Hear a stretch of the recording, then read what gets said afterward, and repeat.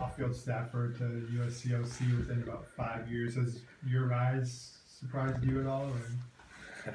I've been fortunate, you know. I think, you know, kind of like we've been talking about, the rise of the air raid offense is obviously, or the spread offense has obviously helped with that, and my playing career obviously helped with that as well. But, you know, again, I've been fortunate, and you know, I don't think that 5 years ago I would have said, yeah, I plan on being the OC at USC in 5 years, but I'm excited to be here. And so, again, I do feel fortunate, and I grew up in a football family, so I think that helped. I know it helped getting back down there to North Texas and stuff, and then obviously the success we had there helped me get to here. But it's been a fast rise and an exciting one, but I'm excited to be here, and like I said, it's going to be a fun ride. Can you walk us through the process of interviewing for this job? What was your interest in it? How that all came about? It's kind of a random deal, honestly. I was, you know, North Texas is a great place, and that's kind of home for me and my wife, and we were comfortable there, and close to family. We have a great team coming back, especially offensively. I got a little quarterback back. You know, we had a little quarterback back in North Texas that was special. He was going to be a senior. Basically, our whole offense was going to be a senior. So I wasn't looking for a job at all. You know, I actually turned a couple jobs down just because I felt like we had a chance to really be special, you know. And then just kind of out of nowhere, Coach Helton called me. And, you know, USC is a top 5 to 10 program ever, you know. And so those jobs don't come around very often because they're not open very often. And so when a job like that comes around, it's a lot more interesting than any other job that came around. So he called me. We had a few conversations on the phone. That was probably on Tuesday or Wednesday. We talked throughout the week. He flew me out here on a Sunday and, you know, offered me the job while I was here. Went home, and I think I took it on that Monday. So it was kind of a week process, I guess, but that's kind of how it happened. And again, I wasn't necessarily looking for a job, but a job like this is you know, maybe once in a career opportunity, and then something kind of pass line. Did you look at the guys you're going to get to coach? What's your evaluation? I mean, is this like, oh, okay, these guys look like they could probably do what I want them to do? I mean, when you look at them? They look a lot different than the guys I've had, that's for sure. So, yeah, no. When I came on that Sunday, he showed me some clips of a lot of the guys, and really after I talked to him, the first time he called me, I got our video guys at North Texas to get video, and I just wanted to watch some games just so I could see what they had, and especially at the receiver position, it excited me. You know, I think we have a great group of receivers that can do a lot of special things, and you know, my job is to put those guys in a position to be successful, and I think that's what, again, kind of the philosophy of the Air Raid is: keep it simple, put your, you know, get your playmakers in space, or, you know, get them the ball in space and let them do what they do, you know. And so I think it was, like I said, watching them, I got really excited, thinking that there can be a natural fit there. You know, I don't think it's you got to go in and revamp the personnel to, you know, to fit what we do. The talent's there, and like I said, just got to get them excited about what we're doing and putting those guys in position to be successful, and let them go do what they do. When you look at the film, what have you thought about JT? He can throw it, you know. And again, I'm excited because in about a week I'll get to work with him myself and really get to see him, you know. But the talent, you can't deny his talent. He's a special talent, and to be able to come in basically as a high school senior, you know, graduate early like he did, and when he should have been in a senior of high school, and come in and play at this level speaks volumes about him. So he's obviously got a lot to him, and a talented player. And like I said, I'm excited to get to watch him work here in about a week and really see what we got. You remember when you first took the ball in an air raid offense yourself, and how hard was it to learn it, and when did you realize how it could help you, and you were well suited for it? When was that, and how did that work? Well, you know, when I went to Tech, I think just like anyone gets recruited, they think they're ready to play when they step on campus, you know, and obviously redshirted, and then the next year was competing that spring and broke my ankle, and so the other guy won the job, and then that next year, my redshirt sophomore year, was when I became the starter. But again, I think, kind of like I talked about, the whole philosophy of what we do is keep it simple, and I don't want, you know, if the quarterback's overthinking, then I'm not doing my job well, you know. And that's what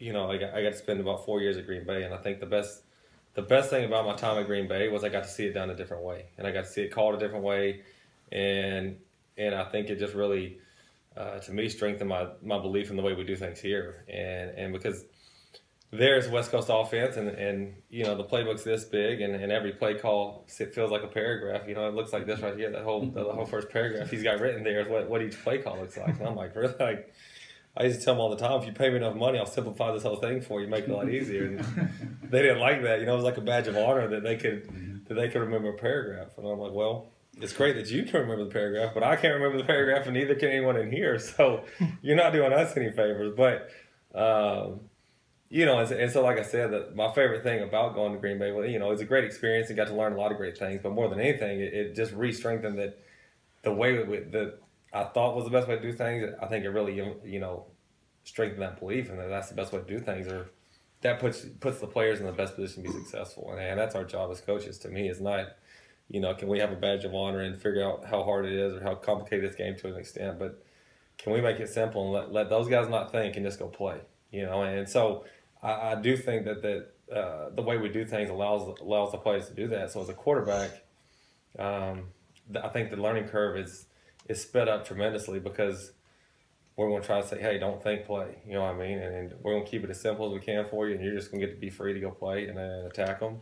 And so, as a player, it was the same way for me, and then, I thought day one I was ready to go play. And then that summer I kind of learned the offense. Lincoln Riley was a student assistant, and I didn't know anybody. I thought he was the head coach or something. He's just a little student. At the time, was basically just coffee boy, but the coach wasn't around. So Lincoln kind of taught me the basis of the offense. And so I thought day one of fall camp, I'm the man around here. But, it took me 2 years to earn the job. But, again, just because the offense tries not to overcomplicate things, I think it does. I felt ready quicker than probably most people would coming into a college, going into a new offense. Is your offense, do you call plays, or do you put them in how is it different? Yeah, we call plays for sure, but do they have more than one? Do they have how many options when they go to the line of scrimmage? That kind of as they get comfortable, I'll let them do about what they want. And Coach Leach always told me this, and I don't ever tell my quarterbacks this, but he said, what I'm giving you is a suggestion. You can call whatever you want, and so that's kind of his philosophy. Now, I will let my quarterbacks, if you see something, check what you want. It's not like you have this or that. If you see a way you can attack them and you feel good about it, should get us into it and let's roll, And so we're going to let those guys play. And again, if they see something and they feel good about a play and they want to change the play that I called, I'm fine with that. I'll send in a play. And again, the more they're in it, I think the more comfortable, the longer they're in, the more experience they have in the offense, the more comfortable they'll feel checking plays. Early on, a lot of the times they'll check an individual route or something, and I'm fine with that too. But as they really get comfortable in it, there's times where they'll call a totally different play, and I don't care, just make it work. That's kind of my philosophy. But, if it didn't work, I'll tell them that was a dumb idea. And if it didn't work, then I'll say great idea, right? But no, I'll give them a lot of that freedom. But again, I'll call the play. We're going to try to play fast and execute, but if they see something they like and they want to go attack it, I'll let them go do it. In your 3 years with Luttrell, how did play calling work between you two? He let me call it from day one, and that's what he told me. And that's one of the main reasons I went was because, with Coach Leach, where I was, you're never going to, one, be the quarterback coach, or two, get to call plays. And that's fine. He's obviously great at what he does. But that's obviously something I wanted to do. And so Coach Luttrell taught me, you don't get to coach quarterbacks, you get to call plays. And so that was a huge help for me. And then, early on especially, he was pretty involved with, like on Monday and game planning and stuff, especially on the run game stuff. And that's kind of how we started it. Year one was I would game plan the back end. He would kind of put together a run game plan, and we'd mash them together. And then he'd go be the head coach, and he'd let me be the offensive coordinator, And as we went, he kind of stepped further and further away from even that, just because we had been together for a while, I guess. And so that was the dynamic there, and he was great to me. And then Coach Luttrell, a lot of the run game stuff we do, I think is really good, and it takes a lot of pressure off that quarterback. And that's the thing, is if the quarterback's off, you got to find a way to take. I mean, if he's not, early on, not on, you got to find a way to take pressure off of him. And I think that's what the run game does for you. Is it takes pressure off that guy and gives you a chance to win football games, even if he's not having his best night, because it's hard to be on for, 12, 14, 15 straight weeks, whatever it is. And so that's one way we take pressure off the quarterback. And then so Coach Luttrell was obviously, he's been a big mentor to me, and he's an unbelievable man to work for. He was a great head coach and helped me grow a ton. And if it weren't for him, obviously I probably want to be here and probably want to feel like I'm ready to be here, to be honest with you. What's your impression of the running backs?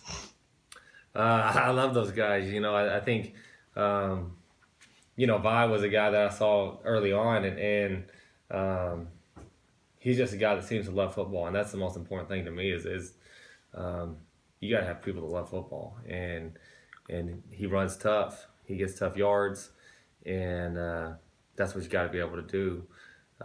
Keith is the same way. He's from what I can tell and what everyone says is nobody wants to tackle the guy, and so that's always obviously a benefit as far as gets tough yards, and a lot of times, I think short yardage, like third and short, fourth and short, goal line areas. It has very little to do with scheme because they're always going to have more people in there than you. You got to have a running back that wants to go get across the line more than the defense wants to stop them. And I think those two guys do a great job of that.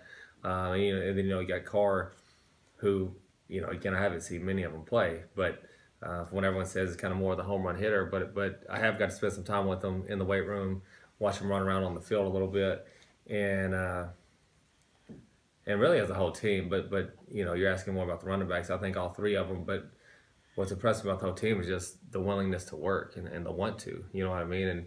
And again, I think that's a huge part of winning is just how much do they love football and how much do they want to work for it. And work's not a problem with these guys. They all want to work. They all do a great job working. But those three guys, that you're asking about, all love football.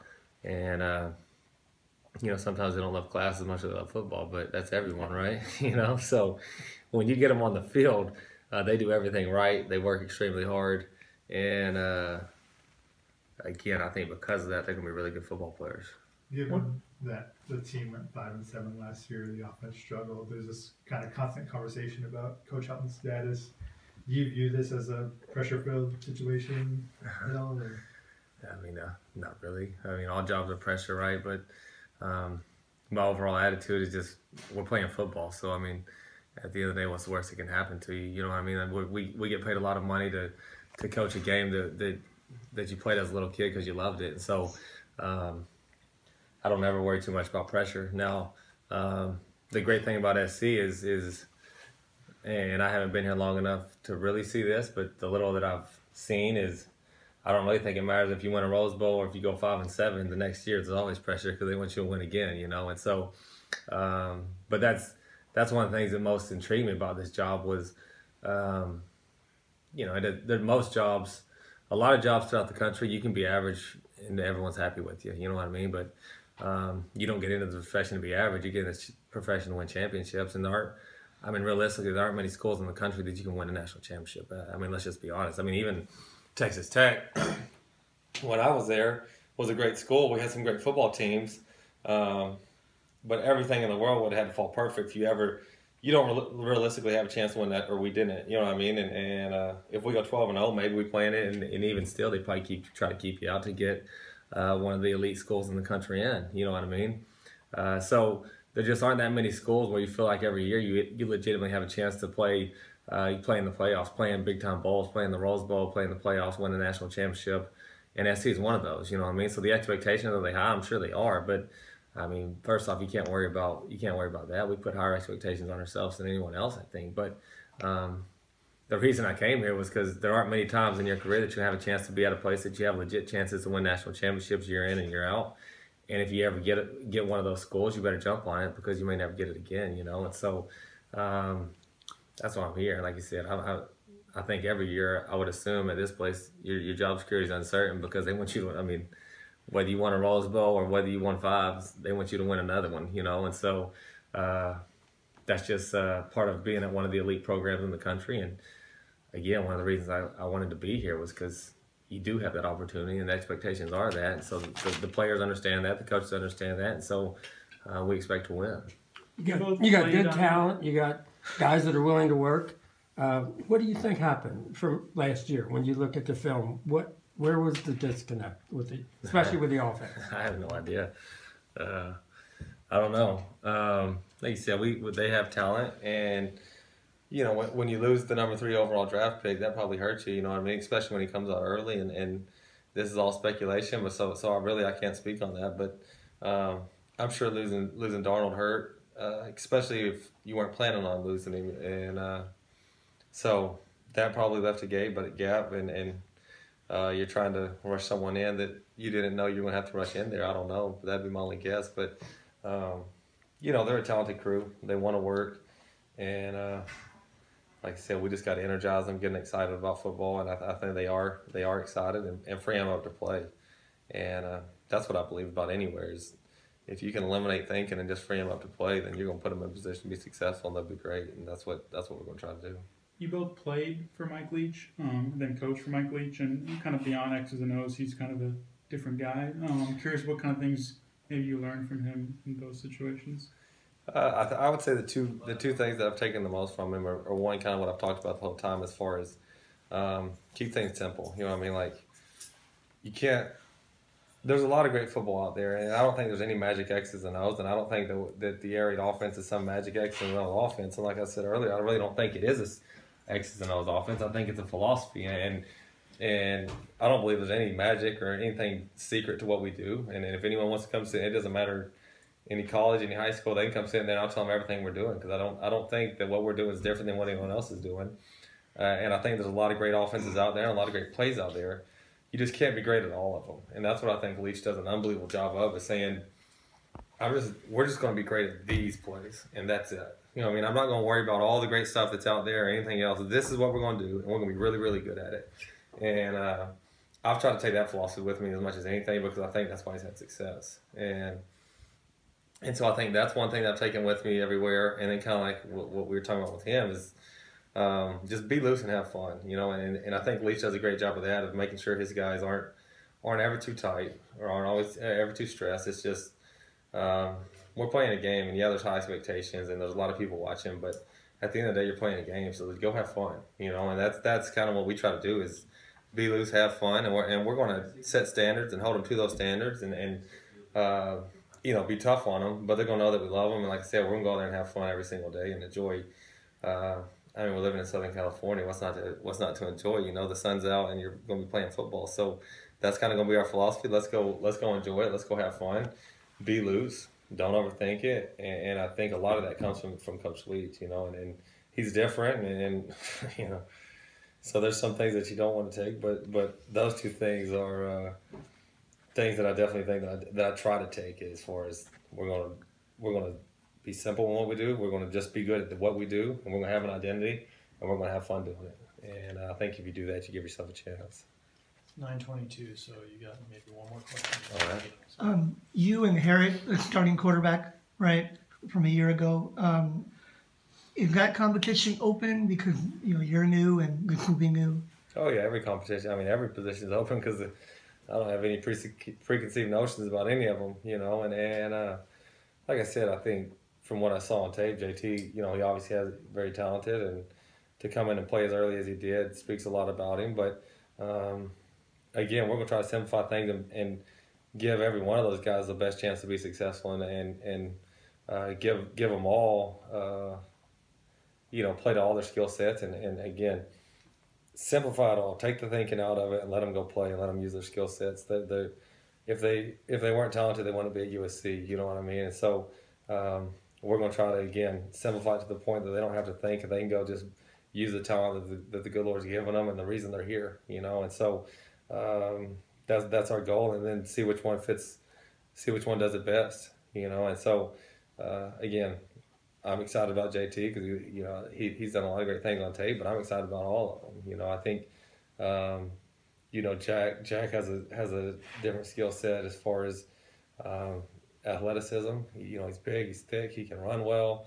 To me, Jack's, from what I can see in 3 weeks, Jack's a great leader. He works his tail off, so I'm excited about him. Fink's as competitive as anyone I've been around. You know what I mean? I think that's his biggest strength. Again, this is all from a 3-week evaluation, but he competes every day, you know, in the weight room, no matter where it is. And then Keaton is a really fluid thrower, you know. And so with those 4 guys in there, I'm excited about getting to watch all of them play and see what they can do. And again, we're going to try to let the talents be free and go have fun with it and see which one fits us best. How much have you interacted with Last those one. guys? With what? How much have you interacted with them so far? More than anything, I'm just watching them work out. Just because the time of year and the compliance rules doesn't let us do too much with them. So every day when they work out or when they go run on the field or do any of that, we go down there and watch them and encourage them and see them work from that standpoint. And anytime they want to come up, so I've told them, if you ever want to come up and talk or look at anything, you're welcome to do that. So they've all kind of mingled in at different times just to hang out or ask me about something on tape or something. And so because our stuff is on the system, so they can watch it and then they can come up and ask me questions about it. So I've got to do some of that with them. They all seem sharp. They all seem extremely eager to learn it and go compete. And in the weight room, they're working well. So it'll be a fun group to work with. Thank you.